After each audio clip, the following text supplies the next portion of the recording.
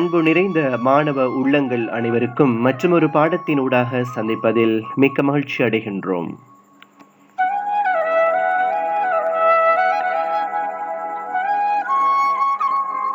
அன்பானவர்களே, இன்று நாம் சுவாரஸ்யமான ஒரு சிறுகதையினூடாக சந்தித்திருக்கின்றோம்.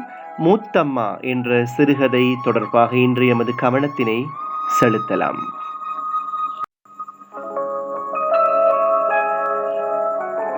அன்பு நிறைந்த மாணவர்களே, தமிழ் இலக்கியம் சுவாரஸ்யமானது. தமிழ் இலக்கிய பரப்புக்குள் ஏராளமான இலக்கிய வடிவங்கள் காணப்படுகின்றன.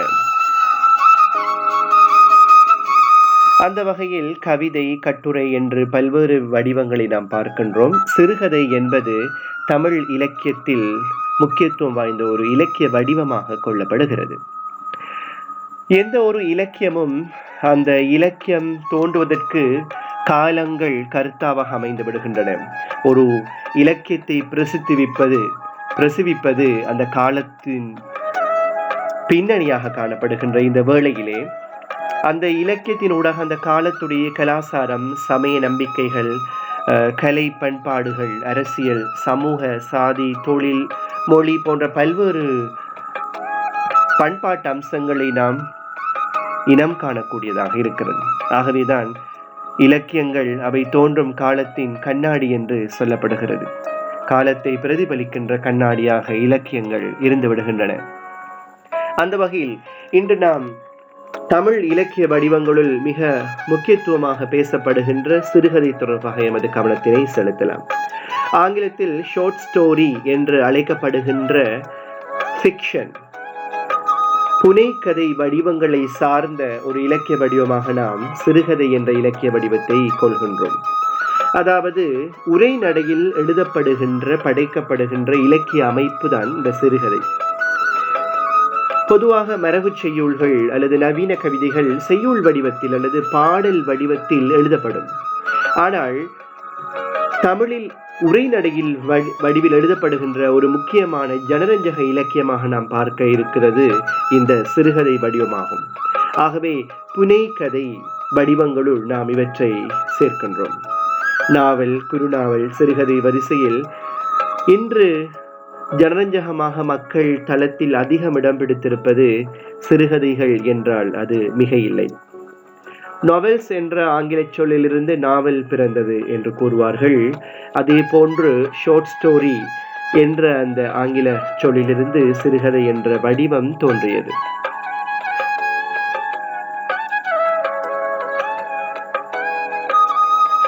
புதினம் என்று தமிழில் அழைக்கப்படுகின்ற இந்த இலக்கிய வடிவம் தமிழ் சூழலில் ஆங்கிலேயருடைய வருகைக்கு பின் தமிழ் இலக்கிய உலகிற்கு அறிமுகமாகிறது. அதாவது அதற்கு முன் சிறுகதை என்ற ஒரு வடிவம் தமிழில் இல்லையா என்று கேட்டால் இருந்திருக்கிறது. ஆனால் நாம் இப்பொழுது பார்க்கின்ற ஒரு வடிவமாக அந்த சிறுகதைகள் காணப்படவில்லை என்றுதான் நாம் சொல்ல வேண்டும். தமிழ் இலக்கிய வரலாற்றின் வாசிப்பில் ஆரம்ப காலத்தில், அதாவது கிளாசிக்கல் லாங்குவேஜ் என்று அழைக்கப்படுகின்ற செவ்வியல் இலக்கிய காலத்தில் சிறுகதை அமைப்பு காணப்படவில்லை. இப்பொழுது பார்க்கின்ற அமைப்பை போல ஃபார்மாக அதில் அமையிருந்திருக்கவில்லை. ஆனால் கதை கூறும் பாங்குகள் அங்கே சங்க இலக்கியத்தினூடாக வெளிப்படுவதை நாம் பார்க்கின்றோம். அதற்கு முற்பட்ட காலத்திலேயே வாய்மொழி இலக்கிய வடிவங்களாக தமிழில் கதை கூறுகின்ற பாங்கு வளர்ந்து விரிந்திருக்கிறது. நாட்டுப்புறவியல் கதைகளில் நாம் அவற்றை ஆழமாக நாம் பார்த்து ரசித்து கொள்ள முடியதாக இருக்கிறது. அதே போன்று அன்பார்ந்த மாணவர்களே, 19ஆம் நூற்றாண்டின் ஐரோப்பியர்களின் வருகைக்கு பின் தான், அதாவது குறிப்பாக ஆங்கிலேயருடைய வருகையை தொடர்ந்துதான் தமிழ்நாட்டில் இந்த ஃபிக்ஷன் என்று அழைக்கப்படுகின்ற புனைக்கதை வடிவம் தமிழ் இலக்கியத்திற்குள் பரிச்சயமாகிறது. அதாவது ஒரு அமைப்பு ரீதியாக இன்று நாம் பார்க்கின்ற ஒரு தனித்துவமான ஒரு வடிவம் ரீதியாக அறிமுகமாகிறது என்று சொல்லலாம். அந்த வகையில் ஒரு தனி மனிதன் அல்லது சமூகத்துடைய உறவு முறைகள், அவற்றில் அடிப்படையில் தோன்றுகின்ற பிரச்சினைகள், இந்த மன அவசங்கள், ஏமாற்றங்கள், சமுதாய தனி மனித நடவடிக்கைகளின் இன்னல்கள் போன்ற பல்வேறு விடயங்களை இந்த இலக்கிய வடிவம் அற்புதமாக வெளிக்கொண்டு வருகிறது. பேராசிரியர் சிவத்தம்பி அவர்கள் இதை மேல்நாட்டு சரக்கு என்று குறிப்பிடுவார்கள். மேல்நாட்டிலிருந்து இந்த இலக்கியம் தெரிவிக்கப்பட்டதால் இதனை மேல்நாட்டு சரக்கு என்று குறிப்பிடப்படுகிறது. அன்பு நிறைந்த மாணவர்களை, அடுத்து நாம் சிறுகதை என்றால் என்ன என்பது தொடர்பாக எமது கவனத்தை செலுத்தலாம். சிறு கதை என்று எங்களுடைய சொல்லிலே அதில் பொருள் அமைந்திருக்கிறது. சிறிய கதையாக அமைந்திருக்கிறது. ஆங்கில வடிவத்தில் இருந்து புனையப்படுவது புனைக்கதை, ஃபிக்ஷன் என்று நான் ஏற்கனவே கூறியிருந்தேன். உரைநடையில் எழுதப்படுகின்ற அந்த வடிவத்தினை நாம் சிறுகதை என்று சொல்லுவோம். சிறுகதை இலக்கியம் தனி மனிதனுடைய அல்லது சமூகத்துடைய பிரச்சனைகளை சித்தரிக்கும். அதாவது ஆரம்ப காலத்தில் தமிழ்நாட்டுக்குள் நாவல் என்று சொல்லப்படுகின்ற இலக்கிய வடிவம் தான் வந்து சேர்ந்தது. அது ஒரு பெருங்கதையாடல், ஒரு சமூக சித்தரிப்பை முற்றுமுழுதாக காட்டுவதாக காணப்பட்டது. அது அறிமுகமாகி 35 வருடங்களுக்கு பிற்பட்ட காலத்தில் தான் சிறுகதை அறிமுகமாகிறது. இலங்கையிலும் ஈழத்திலும் அதே நிலைமை தான் காணப்படுகிறது. மன உணர்வுகளை, சிந்தனைகளை, கிளர்ச்சிகளை தூண்டிவிடக்கூடியதாக இந்த சிறுகதை காணப்படுகிறது. சமூக மாற்றத்திற்கான ஒரு மாற்றுக்களமாக பயன்படுத்தக்கூடிய ஒரு சாதனமாக இந்த இலக்கிய வடிவம் இருந்து விடுகிறது. சமூகத்தையும் காலத்தையும் கலாச்சாரத்தையும் பிரதிபலிக்கின்ற ஒரு கண்ணாடியாக இந்த சிறுகதை வடிவங்கள் இருந்து விடுகின்றன. இனி சிறுகதைக்கான பண்புகளை நாம் ஆராய்வோமானால், குறிப்பிட்ட நேரத்தில் வாசிக்க கூடியதாக இருத்தல் வேண்டும் என்று சிலர் குறிப்பிடுவார்கள். இருந்தாலும் இது முழுமையான ஒரு பண்பாக சொல்ல முடியாவிட்டாலும் கூட இது ஒரு அளவு சார்ந்த வரைவிலக்கணமாக காணப்படுகிறது.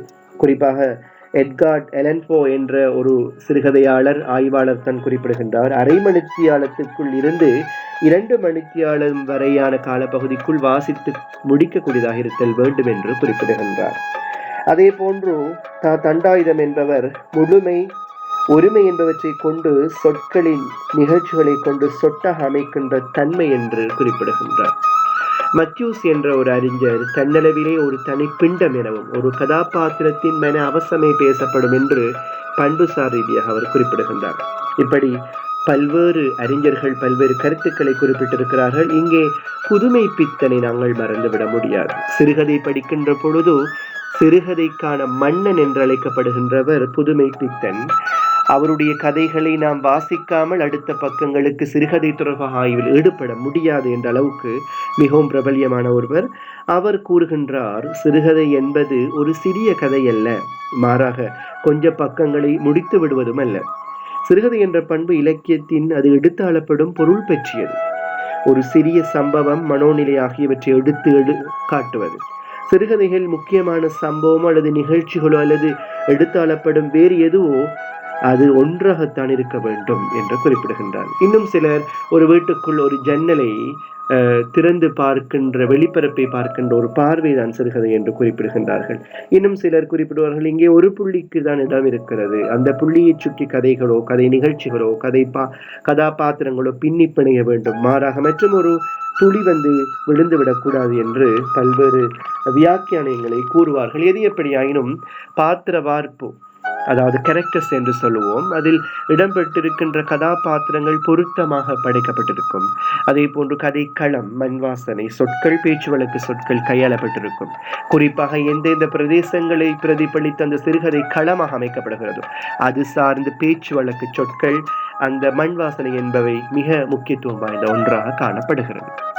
அனுபவங்களூடாக படிப்பினைகளை ஆசிரியர்கள் முன்வைக்கலாம்.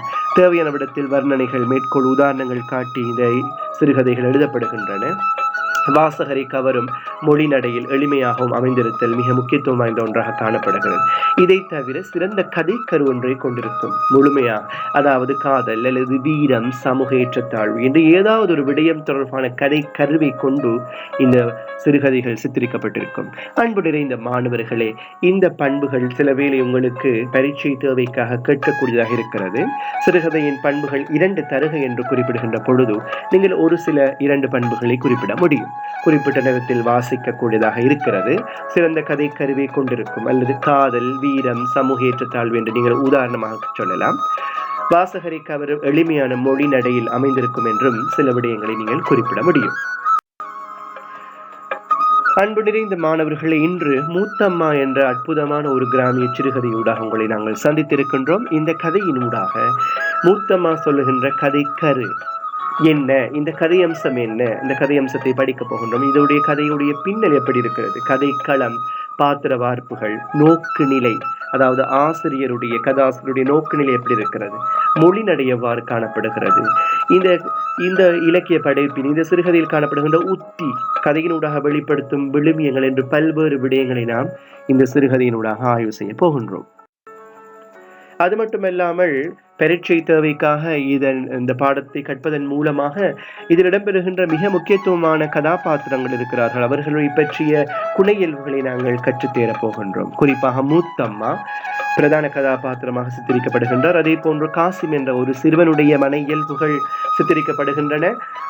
அவருடைய குணையியல்புகள், மூத்த வாப்பா என்று கதையை சுற்றி சுழலுகின்ற முக்கியத்துவம் வாய்ந்த கதாபாத்திரங்களுடைய குணையியல்புகளை நாங்கள் ஆய்வு செய்ய போகின்றோம். அது மட்டுமல்லாமல் இந்த கதையில் முழுக்க சொல்லப்படுகின்ற கிராமிய வாழ்வியல் அம்சங்கள், கிராமத்து நம்பிக்கைகள், அது மட்டுமல்லாமல் இயற்கை வர்ணனைகள் என்பவற்றை அழகாக நாங்கள் நோக்கலாம்.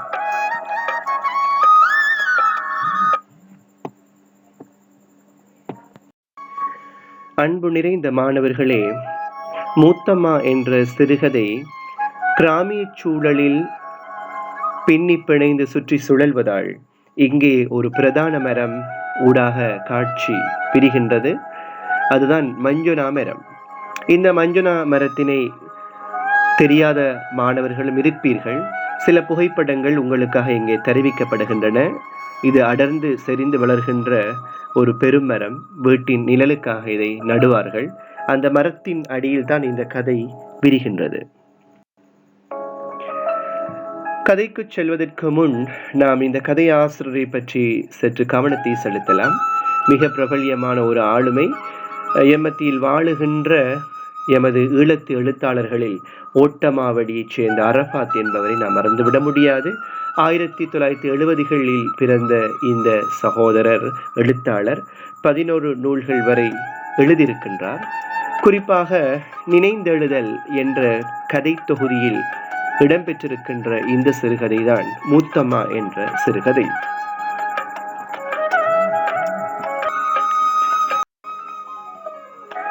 இவருடைய பிற வெளியீடுகளும் காணப்படுகின்றன. அதில் உடைந்த கண்ணாடியில் மறைந்திருக்கும் குருவி என்ற ஒரு சிறுகதை தொகுதி மிக பிரபல்யமாக பேசப்படுகின்ற ஒரு தொகுதி. அதே போன்று நினைந்தெழுதல் என்ற சிறுகதை தொகுதி. ஓட்டமாவடி அரபாத்தை பொறுத்தவரை 1970 ஆண்டு 2ஆம் மாதம் 17ஆம் திகதி இலங்கையில் பிறந்தார்.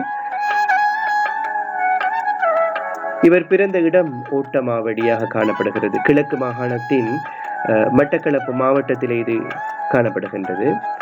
ஆரம்ப கல்வி ஓட்டமாவடி முஸ்லிம் மகா வித்தியாலயத்தில் கற்று பின்னர் அக்கறை பெற்று மன்பவுஸ் ஹைராத் அரபு கல்லூரியில் தனது ஷரியா துறையில் அரபு மொழித்துறையில் கற்றுத் தேர்ந்தார். அட்டாளிச்சேனை கிழக்கிழங்கையில் அது அமைந்திருக்கின்றது. 1991 பாலமுனை சௌவா அரபு கல்லூரியின் மௌலவி அல் ஆலிம் பட்டத்தை பெற்ற இவர் பேராதனை பல்கலைக்கழகத்தில் வெளிவாரி மாணவராக இணைந்து தனது பட்டப்படிப்பையும் தொடர்ந்தார். அது மட்டுமல்லாமல் அரச சேவையில் அபிவிருத்தி உத்தியோகத்தராக இவர் கடமையாற்றி வருகின்றார். 1985களில் இருந்து இவர் எழுதத் தொடங்கியிருக்கின்றார். எழுத்துத்துறையில் அறிமுகமாக இருக்கின்றார். பிரசுரம் பெற்ற முதல் கவிதை தொகுதி பூ ஒன்று சிரிக்கிறது 1986ஆம் ஆண்டு அல் ஹசனாத்துடைய வெளியீடாக அமைந்திருந்தது. பிரசுரம் பெற்ற முதல் சிறுகதையாக விருந்தாளிகள் என்ற சிறுகதை அதே ஆண்டு அல் ஹசனாத் பிரசுரத்தால் வெளியிடப்பட்டிருந்தது. 1989 தொடக்கம் 1991 வரை பத்திரிகையில் இவர் அதிகமான எழுத்து பணியை செய்திருக்கின்றார். குறிப்பாக பரிசுகள், விருதுகள் பெற்றிருக்கின்றார். 1904ஆம் ஆண்டு சரிநிகர் நடாத்திய வானமே எல்லை சர்வதேச சிறுகதை போட்டியில் இவர் வெற்றி பெற்றிருக்கின்றார். அது மட்டுமல்லாமல் வேப்பமரம் என்ற சிறுகதை இவருக்கான விருதை வழங்கியது. 1995களில் விபவியின் சுதந்திர இலக்கிய விழா கவிதைக்கான விருது கிடைத்தது. இன்னும் பல்வேறு விருதுகள் இவருக்கு கிடைத்திருக்கிறது. இவருடைய எழுத்துத்துறைக்கு கிடைத்த அங்கீகாரமாக நாம் கருத வேண்டும். அன்பு நிறைந்த மாணவர்களே, அடுத்து இன்னும் சில விருதுகளை நாங்கள் பார்க்கலாம். தமிழ்நாட்டு கலை இலக்கிய பெருமன்றத்தினால் பரிசும் விருதும் இவருக்கு வழங்கி கௌரவிக்கப்பட்டது. அதாவது ஆண்மரம் என்ற சிறுகதை தொகுதிக்கு அது வழங்கப்பட்டிருந்தது. உடைந்த கண்ணாடியில் மறைந்திருக்கும் குருவி என்ற சிறுகதை தொகுதி 2008ஆம் ஆண்டில் சிறந்த தொகுதிக்கான கிழக்கு மாகாண சபையின் விருது வழங்கி கௌரவிக்கப்பட்டது. இன்னும் பல்வேறு விருதுகள் இவருக்கு வழங்கி கௌரவிக்கப்பட்டது. இவருடைய கவிதை மற்றும் சிறுகதை தொகுதிக்கான அங்கீகாரமாக நாம் பார்க்கின்றோம்.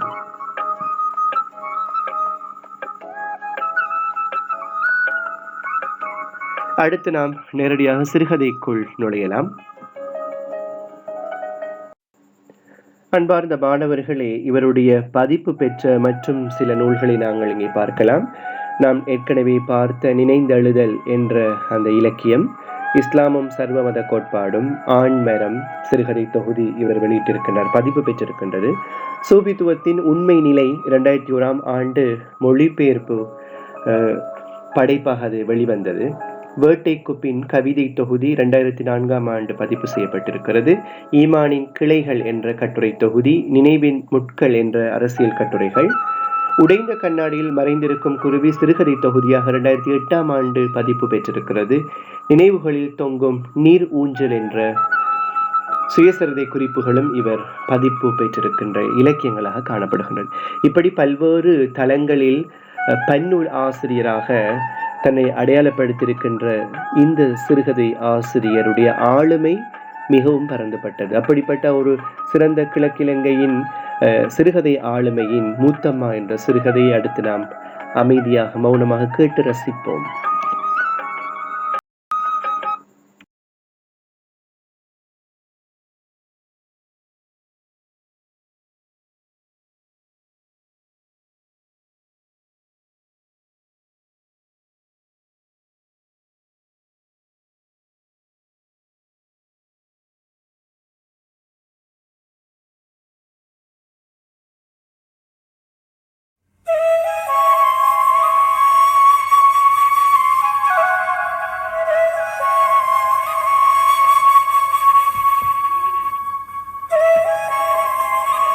தயிர் சட்டியின் வடிவத்தில் வானில் கிடந்தது நிலா.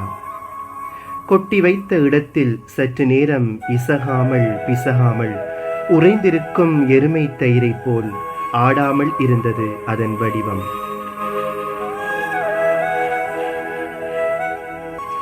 வெண்ணிற மேகங்கள் நிலவை மூடி ஆலிங்கனம் செய்கையில் உறை தயிரின் பாலாடையோ என வியக்க வைத்தது அதன் அழகு. தூரத்தே கடலின் சீற்றம் துல்லியமாய் கேட்டது. சற்று தள்ளி நிற்கும் மாமரத்தின் பூக்கள் காற்றுக்கு உதிர்ந்து கூரைக்கு மேல் நச்சென விழுந்தன. சம்பந்தமில்லாமல் நாய்கள் ஊளையிடுவதும் தனகித் திரிவதும் ஒழுங்கைக்குள் ஒன்றையொன்று துரத்தி கடிப்பதும் மிக தெளிவாய் தெரிந்தது. மூத்தம்மா வரும் வரை நான் பந்தலின் கீழ் தொங்கின ஊஞ்சலில் இருந்தேன். என் மடிக்குள் சின்ன தங்கச்சி இருந்தாள். காலை கீழே குத்தி உந்திவிட்டேன். எண்ணெய் வறண்டிருந்த ஊஞ்சல் சைன் கீறிச்சிட்டது. மஞ்சுளா மரத்தின் பக்குள் கத்தியது. மஞ்சுளாவை பார்த்தேன். மிக அடர்த்தியாய் காற்றுக்கு தலைவிரித்தாடி ஒய்யாரமாய் நின்றது. பயத்தில் உறைந்து போய் மூத்தம்மோய் என்றேன். என்னமனே, இந்த பக்குல துரத்துகா. ஒரு சிரட்டையில் நெருப்பு தணலை நிறைத்து கொண்டு வெளியே வந்தார். பந்தலின் கீழிருந்த உப்புக்கட்டிகளை தூவினார். படபடவென பெரும் சத்தத்துடன் வெடித்தது. பக்குள் பறந்ததாக சிலமனில்லை. எனினும் அது கத்துவதை நிறுத்திக் கொண்டதில் எனக்கு திருப்தி. மறுபடியும் குடிலுக்குள் நுழைந்து ஒரு துண்டு பாயுடன் வந்தார். மஞ்சுளா மரத்தின் கீழ் பாயை விரித்து சாய்ந்து கொண்டார். இலைகளுக்கிடையில் நில ஒளி கசிந்தது. மூத்தம்மா எப்பொழுதும் கால்களை பரத்தி ஒரு காலுக்கு மேல் மறுகாலை போட்டு ஆட்டியவாறுதான் அமர்ந்திருப்பார். வெற்றிலை பெட்டி அருகில் இருந்தது. படிக்கட்டை காணவில்லை. வெற்றிலையை இடித்து தூளாக்கும் இடி உரலும் ஆணியும் கூடவே இருந்தன. பாக்கை சீவலாக்கி அளவோடு ஏனைய கராம்பு சாதிக்காய் கூட்டையும் சேர்த்து துவைத்தெடுப்பா. ஊஞ்சலில் இருந்த நானும் தங்கச்சியும் மூத்தம்மாவின் விழாவில் போய் அப்பிக்கொண்டோம். நிலவு சற்று சரிந்திருந்தது. வெக்டரி விசில் சத்தம் கேட்டது. எத்தனை மணிக்கா? 9 மணி என்றா.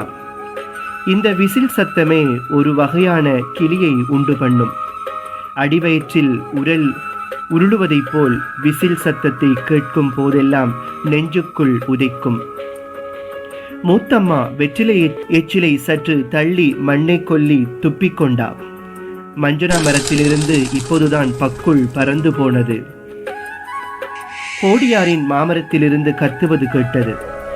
மூத்தம்மாவை இறுக்கிக் கொண்டேன். ஏன்கா ராவையில மட்டும் பக்குள் கத்துது? அடக்க முடியாமல் கேட்டேன். அதுமனே நம்மட ஊருக்கு குடும்பத்துக்காக யாராவது மௌத்தா போறதுக்கு அடையாளம் என்று சொல்லுவாங்க. அதுதான் இந்த பக்குள் வாசலுக்கு வாசல் கேவி தெரியுதாம். அப்ப ஏன்கா நம்மட உம்மா மௌத்தான போன அண்டைக்கு இது கத்தல்ல? கத்திருந்தா நம்மட உம்மாவை வீட்டுக்கு ஒழிச்சு வச்சிருக்கலாம் என்னக்கா? மூத்தம்மா என்னை இறுக அணைத்து கொண்டாள். தங்கச்சி அவ மடிக்குள் விழுந்து தூங்கிக் கொண்டிருந்தாள். வாப்பா புதிதாய் ஒரு உம்மாவை கூட்டி வந்தார். மூத்தம்மாவை விட்டு பிசக விருப்பமில்லை என்பதால் எங்களை இவ்விடமே விட்டுவிட்டார். கோழிக்கூட்டில் சலசலப்பு கேட்டது. சொய் சொய் என குரல் கொடுத்தார். அருகில் போன நாய்கள் உருமிக் கொண்டோடின. கொல்லைப்புறத்தில் கட்டியிருக்கும் மாடுகள் மூச்சு விடும் இரைச்சலும் விசிக் விசிக் என வாள் சுழற்சி நுழம்பு விரட்டும் சத்தமும் கேட்டது. மூத்த வாப்பாவின் கூட்டுக்கருத்தை சற்று தள்ளி ஓரமாய் கிடந்தது. உள்ளே தான் மனுஷன் படுத்திருக்கிறார். வண்டியின் கீழ் தளத்தில் அரிக்கன் லாம்பு பிரகாசமாய் தொங்கியது. நேற்று அவருடன் இந்த வண்டியில் ஏறி விறகெடுக்க போயிருந்தேன். என்னத்துக்கு இந்த வண்டியிலுக்குள்ள குடில போல கட்டியிருக்கிறீங்க கேட்டேன். மழை வெயில்ல நனையாம அவாவ கொண்டு போகணும். காவி படிந்த பற்களை இழித்து சிரித்து கொண்டார். சுருட்டு புகைப்பார். நான் ஓரத்தில் போய் இருந்து கொள்வேன். வால்வண்டியில் இருப்பது எனக்கு நல்ல குஷி. வாவண்டாமனே கிட்ட கூப்பிடுவார். சுருட்டு நாத்தம் மூக்கை பீத்து ஒரு தம் இழுத்து விட்டு தூர வீசுவார். அவர் விறகொடிக்க நான் காட்டுக்குள் அலைந்து விளாம்பழங்கள் பொறுக்குவேன். சமயத்தில் நாவல் பழமும் சொரிந்திருக்கும். வண்டியின் கீழ் தொங்கும் குட்டி சாக்கில் பொறுக்கி போட்டுக்கொள்வேன். மூத்தம்மா நாவல் பழங்களை உப்பு நீரால் கழுவி தருவார். ருசியாக இருக்கும். மூத்த வாப்பாவிடம் ஒரு வட்டுவம் இருக்கும். மேல்வாய் சுருங்கி இரு பக்கமும் நாடாவை இழுக்க அகன்று கொள்ளுமாற்போல் அதை வைத்திருப்பார். அதற்குள் வெற்றிலை போடும் சாதனங்கள் அதக்கி சதா தோளில் தொங்க போட்டிருப்பார். ரகுமா மாமியின் பனிச்சாவல் கூவிச்சு. இது இப்படித்தான் நேரம் தெரியாமல் கூவிக்கொண்டிருக்கும். மூத்தம்மா கதை சொல்லாததால் எனக்கு தூக்கம் பிடிக்கவில்லை. எனது தலையை தடவிக்கொண்டும் நிலாவை வெறித்து கொண்டும் ஏதோ யோசனையில் இருந்தா. நானும் நிலாவை உற்று பார்த்தேன். மூத்தம்மாவை போல ஒரு மனுஷி அதற்குள் சுருண்டு படுத்திருப்பதைப் போலிருந்தது. மூத்த வாப்பாவின் இருமல் சத்தமும் பலமாய் கேட்டது. அவரும் படுக்கவில்லை போலும். சற்றைக்கெல்லாம் எழுந்து கொல்லைப்புறம் போவதும் தெரிந்தது. மாட்டுக்கொட்டிலுக்குள் புகை மூட்டிவிட்டு மறுபடியும் வண்டிலில் ஏறி படுத்து கொண்டார். சுருட்டு வாசம் காற்றில் மிதந்து வந்து வயிற்றை குமட்டியது. கதை சொல்லுங்கா. செணுங்கினேன். இப்ப ஏலாமனே, நேரம் போயிட்டுது. நாளராவைக்கு சொல்றேன், வா படுப்பம். தங்கச்சியை அள்ளி தோளில் போட்டா. நான் பாயை உதறி எடுத்துக்கொண்டேன். சாக்கு கட்டளை விரித்து என்னை படுக்க வைத்து போர்த்தி விட்டா. சற்று தள்ளி தங்கச்சியுடன் தரையில் படுத்து கொண்டா. கால் மாட்டில் உம்மா வந்து நின்றா. புகைச்சுருளாய் நெளிந்து நெளிந்து வந்தா. சிரித்தா. என்னை தூக்கி கைகளை விரித்து அருகே வந்தா. முத்தமோய், நானும் கீழே படுக்கிறேன். வியர்த்து கொட்டியது.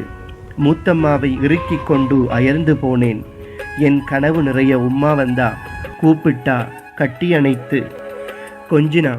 விடிய விடிய இப்படித்தான்.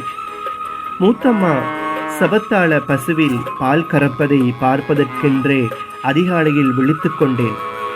தொடையை தட்டி கால்களை அகல நட்டு வைப்பார். சபத்தால் அசையாமல் நிற்கும். முலைகளை கழுவி விடுவார். முழங்கால்களிடையே வாளியை இடுக்கிக் கொண்டு ஒவ்வொரு காம்பாய் மேலிருந்து கீழ்நோக்கி நசுக்கி விடுவார். சரசர என்று விழும் பால் முருக காய்ச்சிய பெரிய கிளாஸில் ஊற்றி எனக்கும் தங்கச்சிக்கும் குடிக்கத் தருவார். சுவையாக இருக்கும். இன்றைக்கென்னவோ செவத்தாழ பால் கறக்க விடவில்லை. பின்னங்கால்களை உதைத்து கொண்டு தலையை சிலும்பி மூத்தம்மாவை பார்த்து சீறி சீறி பிகு பண்ணி கொண்டிருந்தது. இந்த மூத்தம்மாவை நினைக்கையில் நெஞ்சில் உவகை நிறையும். சுருக்கம் விழுந்தாலும் என்ன மிடுக்காய் நடக்கிறா. பால் கறப்பதிலிருந்து மாட்டுக்கு தீனி போடுவது வரை ஒரு மிருக வைத்தியரை போல் என்ன நேர்த்தியா செய்கிறா. அரிசி இடித்தி மாவாக்கி ரொட்டியோ பிட்டோ உண்ணத் தருகிறா. பனைமரத்தின் ஓலையை சீவி பெட்டியோ தட்டோ செய்து விடுகிறா. இத்தனைக்கும் ஒரு நோய் வந்தா படுக்கையில் கிடந்து அழுந்தவும் மாட்டா. ஆஸ்பத்திரி என்று அலையவும் மாட்டா. ஆடாதோடையும் கொத்தமல்லியும் அவித்து குடித்து எழுந்து நடக்கிறா. அக்கம் பக்கம் யாருக்கும் நோய் பிடித்தாலும் கூப்பிடாத வைத்தியராய் ஓடிப்போய் மருத்துவம் செய்வார். ஊரில் என்ன நடந்தாலும் மூத்தம்மா தான் வேண்டும். கைராசிக்காரி நீங்க தான் மாமி என்ற தலப்புள்ளை ஏந்தனும் நேற்று அவ்வாறாத்தா வீங்கிய வயிற்றுடன் வந்து மூத்தம்மாவிடம் சொல்லிவிட்டு போனா. இந்த கிராமத்தின் முடிசூடா குட்டிராணியாய் பொது மனுஷியாய் மூத்தம்மா தான் இருந்தா. அனுபவம் பழுத்தது. அவவிடம் அறிவுதேய சற்றென தெரியும். நானும் மூத்த வாப்பாவும் காட்டிற்கு போய் ஆமணக்கு கொட்டை பொறுக்கி கொடுப்போம். அதை இடுத்தி உருக்கி உழுவரிசியும் நன்னாரி வேரும் நறுக்கி போட்டு எண்ணெயாய் காய்ச்சி தலைக்கு பூசுவா. அவாவின் கருவென இருக்கும் தலைமுடிக்கு இதுதான் பஸ்பம். எனக்கும் அதைத்தான் அப்பி விடுவா. மூத்த வாப்பா எண்ணெய் போட மாட்டார். அங்க பாருமனே உண்ட மூத்த வாப்பாட தலைய சூப்பின பணங்கொட்ட மாதிரி என கிழவனை சீண்டி கொடுப்புக்குள் சிரித்து கொள்வா. மூத்தம்மாவுக்கு பிள்ளை என்று உம்மா மட்டும்தான். அதுவும் பல நேர்த்திக்கடன் கொடுத்து பிறந்தது என பழைய நினைவில் தோய்ந்திருப்பா. மூத்தம்மாவின் காதில் பெரிய தோடுகள் மேலிருந்து கீழாக நேர்வரிசையில் தொங்கிக் கொண்டிருக்கும். கேட்டா அது அல்லுக்குத்து என்பா. கழுத்தில் கரிகமணி மாலை சதா மின்னிக் கொண்டிருக்கும். கையில் அகல செப்பு காப்புகளென அமர்க்களமாய் பார்க்க அம்சமாயிருப்பா. புராண காலத்து அரசிகள் பற்றியும் ராஜவம்சத்து மாந்தர்கள் பற்றியும் பள்ளிக்கூடத்தில் கதை சொல்லும் போதெல்லாம் எனக்கு மூத்தம்மாவின் நினைவு பளிச்சென்று தோன்றும். இவவும் ஒரு அரசியாய் கற்பனை செய்து கொள்வேன். நானும் மூத்தம்மாவை போல சுயமாய் ஓர் இளவரசனாய் இயங்க விளைந்தேன். உன்னிப்பாக அவாவை பார்க்க தொடங்கினேன். எந்த கல்லையும் காரிருளையும் கிழித்து கொண்டு குடுகுடுவென நடந்து மனோதைரியம் அவாவுக்கு. நானும் அப்படி நடந்து பார்த்தேன். இரத்தம் உறைந்து போய் கால்கள் மரத்துவிடவில்லை. பயம் என்னை பீடிக்கவில்லை. மஞ்சொனா மரத்தின் கீழ் தனியே இருக்க பழகினேன். கருமேகத்தை பார்த்து கரும்பூதமாய் உள்ளுக்குள் ஓடத் தோன்றுவதில்லை. மூத்திரம் முடித்தால் மூத்தம்மாவை எழுப்பிக் கொண்டு சினுங்குவதுமில்லை. இந்த ராச்சியத்தின் அரசியைப் போல நானும் ஒரு இளவரசனானேன். மூத்தம்மா என்ற மகாராணியின் கீழ் இருப்பதில் என்றுமில்லாத கர்வம் சுரந்தது. எனது சிரசில் சௌந்தரிய கிரீடம் சூடியதான மிதப்பு. விழாவிரண்டிலும் சிறகுகள் முளைத்து காற்றிலே எழும்பத் தொடங்கிவிட்டேன். என் மிதமிஞ்சிய பயந்தாங்கொள்ளி பட்டத்தை நான் எரித்தாயிற்று. நெஞ்சினுள் கலர் கலராய் வண்ணப்பூக்கள் காடாக அடர்ந்தன. ஒரு நாள் பாடசாலை விட்டு வந்து கொண்டிருந்தேன். மூத்தம்மா காலையில் தேய்த்து விட்ட எண்ணெய் வெயிலுக்குள் உருகி முகத்தில் வழிய ஆரம்பித்தது. படலையை திறந்தேன். எதிரே மூத்தம்மா தெரிஞ்சா. தங்கச்சி மடியில் வைத்து சோறு தீத்திக் கொண்டிருந்தா. அவாவின் முகம் வாடி போயிருந்தது. எனக்கும் சோறு போட்டு தந்தா. என்றுமில்லாதவாறு மஞ்சுனா மரத்தின் கீழ் அமர்ந்து கொண்டா. நான் அவ அண்டையில் பிசகாமல் நின்றிருந்தேன். தங்கச்சி தன் பிஞ்சு விரல்களால் மூத்தம்மாவின் நெற்றியில் வருடியது. தங்கச்சியை வாரிக்கொண்டா. அவட கண்கள் இரண்டும் ததும்பி பீறின. மறுநாள் வழக்கம் போல் எழுப்பி என்னை பள்ளிக்கூடத்திற்கு அனுப்பினா. என்றுமில்லாதவாறு கட்டிப்பிடித்து கொஞ்சினா. மனே, கவனமா போய்த்து வா. நெருப்பு தணல் மாதிரி சுட்டது மூத்தம்மாவின் கை. இடைவேளை யாசின் பாவாட தோட்டத்துல நண்பர்களுடன் இருந்தேன். டே காசிம், உன்ற மூத்த பாப்பா வந்திருக்கிறார், கெதியவா. பொறுக்கிய முந்திரி பழங்களை அகமதிடம் கொடுத்துவிட்டு ஓடினேன். மூத்த பாப்பா கெண்டினடியில் தளர்ந்து போய் நிற்பது தெரிந்தது. புத்தகத்தை எடுத்துட்டு ஊட்டவா மனே, மனே கெதியா போகணும். அவரை பின்தொடர்ந்தேன். பள்ளிக்கூடம் உடனேயே என்றேன்.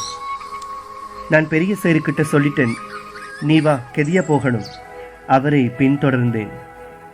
வீட்டை நெருங்க நெருங்க வாசலில் சனங்கள் நிறைந்திருப்பது தெரிந்தது. இன்னும் வருவதும் போவதுமாய் பரபரத்தனர். மூத்தம்மாவுக்கு மருகாவும் காய்ச்சல் உரம் போல. முந்திரி கசரு வெள்ளை சேட்டில் மறு போட்டிருந்தது. மனுஷி கண்டா ஏசுவா. புத்தகத்தால் அதை மறைத்து கொண்டேன். குடிசைக்குள் நுழைந்தேன். ரகுமா மாமி ஓடி வந்து புத்தகங்களை வாங்கி கொண்டா. தங்கச்சி விரல் சூப்பிக்கொண்டு அங்குமிங்கும் ஓடி திரிந்தது. ரகுமா மாமி என் கைகளை பிடித்து, வாமகன், மூத்தம்மாவை பார்த்துவிட்டு வருவோம், உள்ளே இழுத்து போனா. குப்பென்றடித்தது சாம்பிராணி புகை. என் வெள்ளை கொக்கு தூங்கிக் கொண்டிருந்தது. ஓடிப்போய் அவாவின் கால்களை கட்டிக்கொண்டே, இஞ்சல வாமகன், மையத்தை தூக்க போறாக. என்னை இழுத்து கொண்டு வெளியே வந்தா ரகுமா மாமி. மூத்தம்மா மௌத்தாகவில்லை. மூடி முக்காடிட்டு மூத்த வாப்பாவின் கூட்டுக்கருத்தையிலிருந்து போவதாய்ப்பட்டது. சந்தூக்கின் பின்னால் ஓடிச் சென்றேன். மனே, நீ வேலுக்க வராம தங்கச்ச பார்த்துக்க. மஞ்சனா மரத்தடியில் சுருக்கென்று நின்று கொண்டேன். நெஞ்சு வலித்தது. இளவரசனான நான் குலுங்கி குலுங்கி அழுகிறேன். என்னை திரும்பி பார்க்காமல் மூத்தம்மா போய்கொண்டிருந்தார்.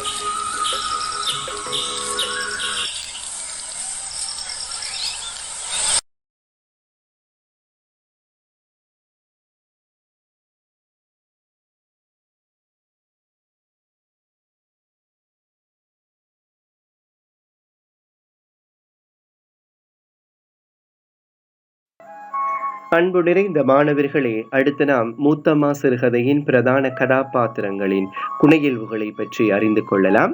அந்த வகையில் மூத்தம்மா என்ற ஒரு வயதான ஒரு பெண்ணின் கதாபாத்திரம் இங்கே முக்கியத்துவமாக மையப்படுத்தப்பட்டிருக்கிறது. அவர் ஒரு குடும்ப நிர்வாகத்தை சிறந்த முறை நிர்வகிக்கக்கூடிய குடும்ப தலைவியாக அந்த கதையாசிரியர் பல்வேறு தளங்களில் சித்தரித்திருக்கின்றார். அவற்றுக்கான உதாரணங்களை நாம் சிறுகதையிலிருந்து பார்த்தோம். அதாவது பொறுப்பாக தன்னுடைய பேரப்பிள்ளைகளை வளர்த்தல், அவர்களுக்கு உணவு உடை பராமரிப்புகளை கொடுத்து அவர்களை பராமரித்தல், பாதுகாத்தல் போன்ற பல்வேறு பணிகளில் இந்த சிறுகதை இடம்பெற்றிருக்கின்ற மூத்தம்மா ஈடுபடுகின்றார். வெற்றிலை பாக்கு உண்ணுகின்ற பழக்கமுடைய அந்த கிராமிய பெண்ணாக காணப்படுகின்றார். அதாவது காசிமுடைய கூற்றிலிருந்து அழகாக வெளிப்படுத்தப்படுகின்றது. அதாவது வெற்றிலை பாக்கு சாதிக்காய் வைத்து துவைத்தெடுப்பா என்று அழகாக சொல்லுகின்றார். ஆகவே ஒரு கிராமிய பெண்களுக்குரிய அந்த பண்பாட்டோடு அந்த பண்புகளோடு அந்த பெண் மூத்தம்மா காணப்படுகின்றார். அது மட்டுமல்லாமல் தனது பேரப்பிள்ளைகளில் மீது அதிக அக்கறையும் மிகுந்த பாசமும் உடையவர்களாக இருக்கின்றார். அதாவது தங்கை என்ற அந்த கதாபாத்திரத்துக்கு உணவை ஊட்டுதல், அதே போன்று காசிம் என்ற கதாபாத்திரத்துக்கு தட்டில் வைத்து கொடுத்தல், அவர்களை முத்தமிடுதல், கட்டி தழுவுதல், அவர்களின் மீது கவனமாக இருத்தல், கவனமா போய் வாமனே என்று அழகாக குறிப்பிடுவதனூடாக தனது பேரை பிள்ளைகள் மீது அக்கறை கொண்ட ஒருவராக காணப்படுகின்றார். அது மட்டுமல்லாமல் கிராமிய நம்பிக்கைகள் உடையவர்களாக இவர் காணப்படுகின்றார்கள். குறிப்பாக மூத்தம்மோ என்று அந்த காசிம் பயந்து கத்துகின்ற பொழுதோ அழுகின்ற பொழுதோ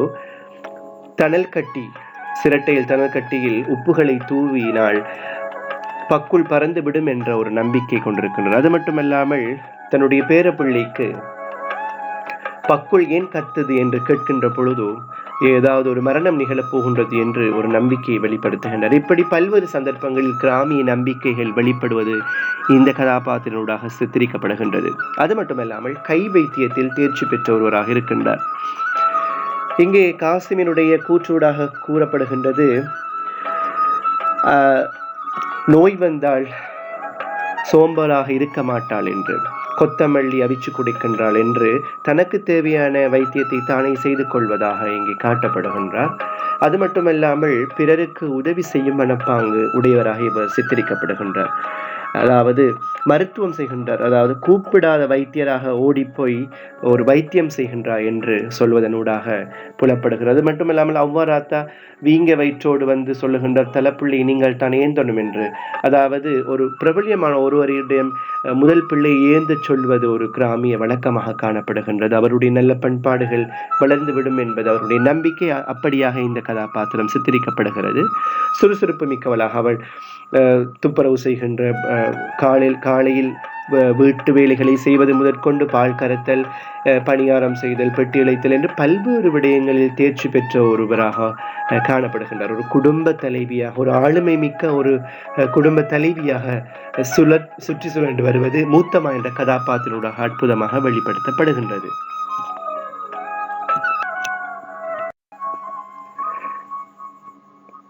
அன்பார்ந்த மாணவர்களே, அடுத்து நாம் இந்த கதையை சொல்லுகின்ற காசிம் என்ற கதாபாத்திரத்துடைய சிறுகதை பண்புகளை நாங்கள் பார்ப்போம். பொதுவாக சிறுகதைகள் 2 விதமாக அமைக்கப்படுவதுண்டு. ஒன்று டிராமட்டிக் ஃபார்ம் என்று அழைக்கப்படுகின்ற நடித்துரைப்பு முறை, அதாவது ஒரு நாடகம் இயற்றுவது போல கதாபாத்திரங்கள் கதைத்து செல்வார்கள். இன்னும் சில கதைகள் நரேட்டிவ் ஃபார்ம், அதாவது ஒரு சிறுகதை ஆசிரியர் அல்லது சிறுகதை இடம்பெறுகின்ற மிக முக்கியமான ஒரு கேரக்டர், கதாபாத்திரம் கதையை சொல்லுவதாக அமைந்திருக்கும். அப்படியான ஒரு கதை சொல்லியாக இங்கே காசிம் சித்தரிக்கப்படுகின்றார். இவர் ஒரு சிறிய வயதுடைய ஒரு சிறுவனாக காணப்படுகின்ற இந்த காசிம் இறந்த தனது தாயுடைய நினைவாக வாழுகின்ற ஒரு சிறுவனாக சித்தரிக்கப்படுகின்றார். தன்னுடைய தாய் இறந்ததால், வஃபாத்தானதால், மௌத்தாகியதால் துவண்டு போகின்றார். உம்மா கனவுல வந்து கொஞ்சினா இப்படி விடிய விடிய எப்படிதான் என்று சொல்வதனூடாக தன்னுடைய தாயுடைய நினைவிலிருந்து மீள முடியாதவனாக இருக்கின்றான். மூத்தம்மாவின் மீது மிகுந்த பாசமுடையவனாக இருக்கின்றான். மூத்தம்மாவை பல்வேறு தலங்களில் உயர்வாக மதித்து அவரை பின்பற்றுவதனூடாக விளங்குகிறது. தன் தங்கை மீதும் பாசமுடைய ஒரு கதாபாத்திரமாக சித்தரிக்கப்படுகின்றார். ஆரம்பத்தில் பயந்தவராக காணப்பட்டாலும் பின் தைரியத்தை வரவழைத்துக் கொண்டு முடிசூடா ராணியாக இந்த மூத்தம்மா விளங்குவது போல நானும் ஒரு குட்டி இளவரசனாக என்று தன்னை தைரியத்தை வரவழைத்துக் கொள்கின்றார். மூத்தம்மாவை எண்ணி பெருமைப்படுகின்றார். மூத்தம்மா மீது மரியாதை உடையவராக காணப்படுகின்ற இந்த காசிம் மூத்தம்மாவுடைய பிரிவால் உடைந்து போகின்றார். என் வெள்ளை கொக்கு உறங்கிக் கொண்டிருந்தது, நான் உடைந்து தேம்பி அழுகின்றேன், எனது மூத்தம்மா திரும்பி பார்க்காமல் போய்கொண்டிருந்தார் என்று அற்புதமாக சொல்வதன் ஊடாக அழகான ஒரு பிரிவு துயர் காட்டப்படுகிறது. அதே போன்று மூத்த வாப்பா என்ற சிறுகதையில் இடம்பெறுகின்ற முக்கியத்துவமான கதாபாத்திரனூடாக கருத்தை வண்டி காலத்தை கழிக்கின்றார். தன்னால் இயன்ற வேலைகளை செய்து கொடுக்கின்றார். விறகுகளை பொறுக்குகின்றார். சுருட்டு புகைக்கின்ற ஒருவராக இங்கே சித்தரிக்கப்படுகின்றார். வெற்றிலை பாக்குன்பார், அதற்கான வட்டுவம் ஒன்று வைத்திருக்கும் சுருக்குப்பை இங்கே தனது தேவையான பொருட்களை வைத்திருப்பார் என்று காசிமினுடைய வாயிலாக சொல்லப்படுகிறது. தன் மனைவி மூத்தம்மாவின் மீது மிகுந்த பாசமுடையவர். ஆமணக்கு கொட்டைகளை சேமித்து வைத்து கொண்டு கொடுக்கின்றார் மூத்தம்மாவுக்கு. அவளை வெயில் மழையில் நனையாம கவனமாக கொண்டு போகணும் என்று வண்டியில் அங்கே கூரை அமைத்திருப்பதனூடாக எங்களுக்கு விளக்கப்படுத்தப்படுகிறது. நகைச்சுவையாக பேசக்கூடிய ஒருவர், நோய்வாய்ப்பட்டு இருமுகின்றார். இரவுகளில் இருமக்கூடிய ஒருவராக இந்த கதாபாத்திரம் சித்தரிக்கப்படுகின்றார். அன்பு நிறைந்த மாணவர்களே, இங்கே கிராமிய மக்களுடைய பண்பாட்டு அம்சங்கள் அதிகமாக சொல்லப்படுகின்றன. குறிப்பாக மரத்தடியில் தனது பொழுதை கழிக்கின்றார்கள். அதாவது மூத்தம்மா மஞ்சுளா மரத்தின் கீழ் அமர்ந்திருக்கின்ற நிலைமை காட்டப்படுகின்றது. மஞ்சுளா மரத்தில் இருக்கின்ற ஊஞ்சலில் அவர்கள் இருந்து விளையாடுவது காட்டப்படுகிறது. கிராமிய நம்பிக்கைகளுக்கு அடிமைப்பட்டிருக்கிறார்கள். நான் ஏற்கனவே கூறியது போன்று பக்குள் கத்தினால், அதாவது எங்கேயாவது ஒரு இடத்தில் பக்குள் கத்துகின்ற பொழுது அங்கே மரணம் நிகழும், மையத்து நிகழும் என்று நம்புகின்றார்கள். உப்பு கட்டிகளை தணல் கட்டியில் போடுகின்ற பொழுது அந்த வெடிக்கின்றதை கண்டு பயந்து பக்குள் பறக்கிறது என்று நம்புகின்றார்கள். அது மட்டுமல்லாமல் பக்குளை துரத்துவதற்கு உப்பு கட்டிகளை தன்னில் இடுகின்றார்கள். வருமானத்திற்காக கோழி மாடு போன்றவற்றை வளர்க்கின்றார்கள், வீட்டு பிராணிகளை வளர்க்கின்றார்கள். கை வைத்தியத்தில், மூலிகை வைத்தியத்தில் கை தேர்ந்தவர்களாகவும் அதன்பால் நம்பிக்கை உடையவர்களாகவும் காணப்படுகின்றார்கள். அரிசியை உரலில் எடுத்து மாவாக்கி உணவு செய்து தானே தன்னுடைய தேவைகளை நிறைவு செய்யக்கூடிய ஒருவராக மாறுகின்றார். அல்லுக்குத்து, கருகமலி மாலை, சப்பு காப்பு என்று கிராமிய சூழலில் சுற்று சுழலுகின்ற அந்த ஆபரணங்களை அணிகின்ற அந்த பெண்ணாக காணப்படுகின்றார்.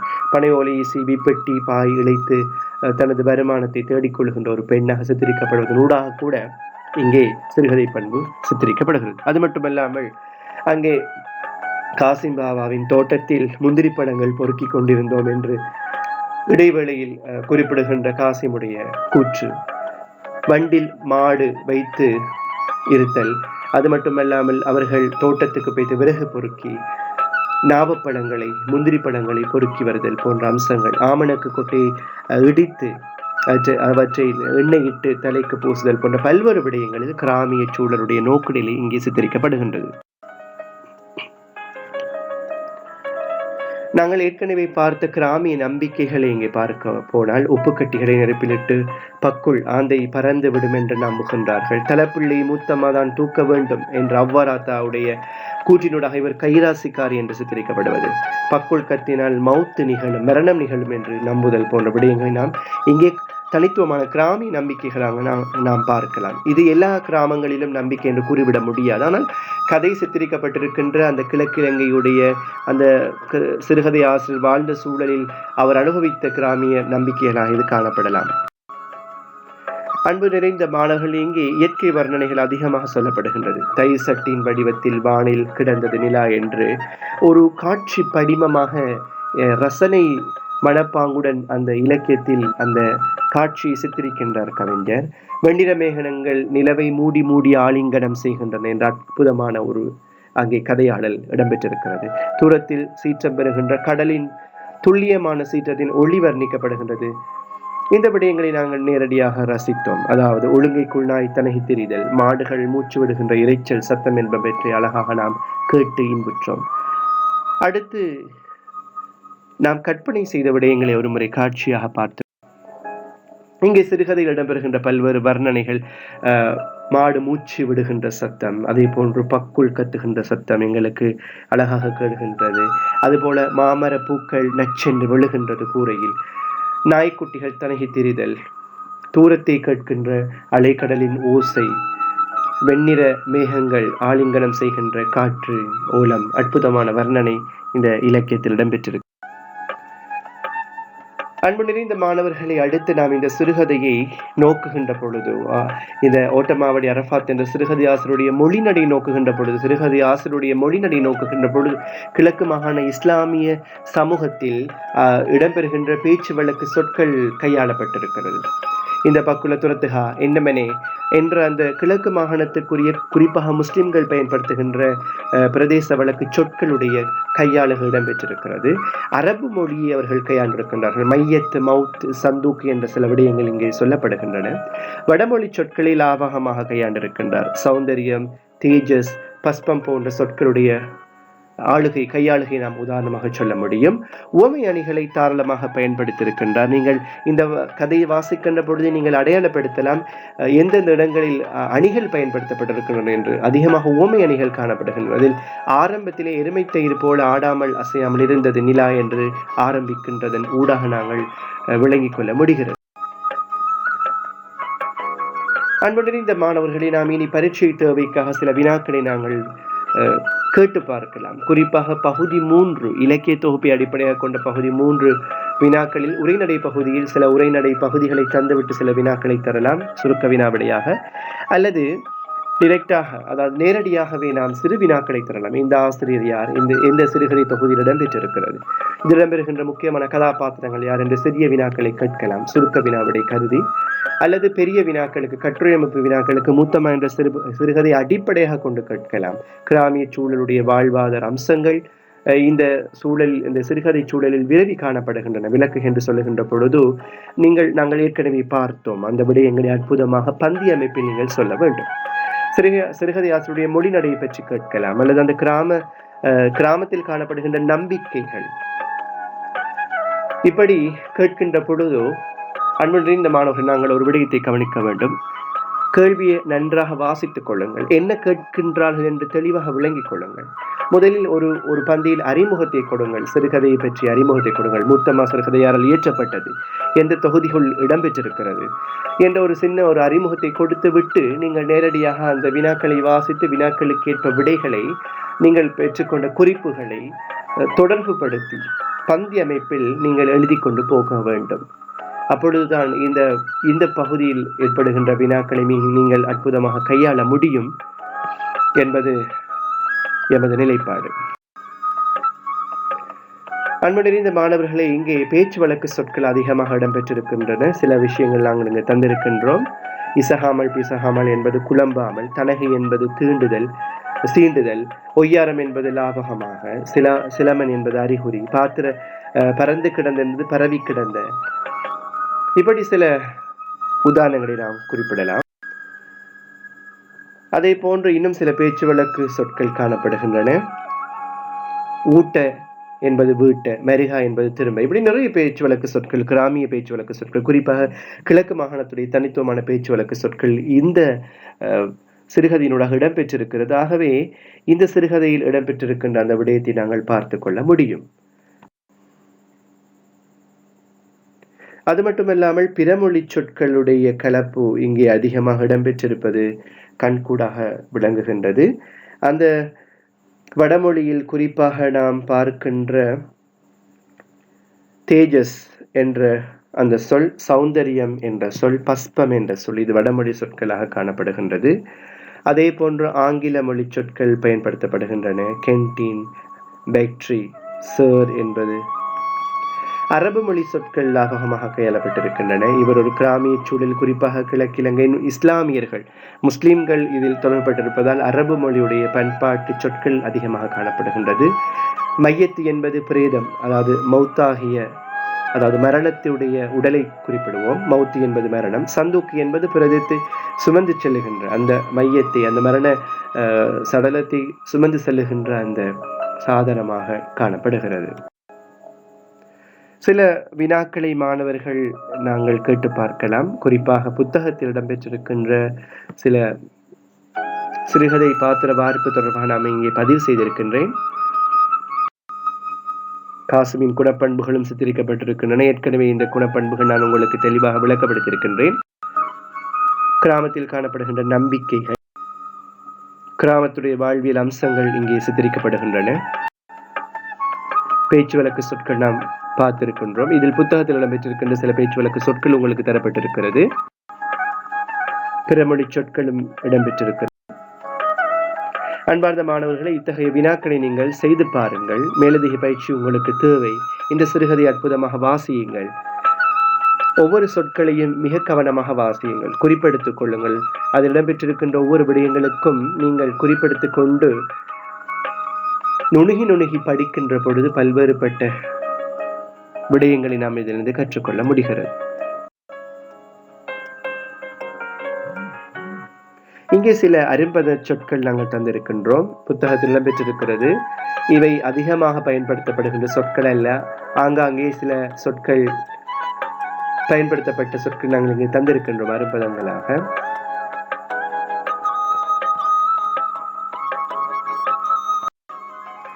நல்லது மாணவர்களை, மற்றும் ஒரு பாடத்தினூடாக உங்கள் அனைவரையும் சந்திக்கும் வரை நன்றி.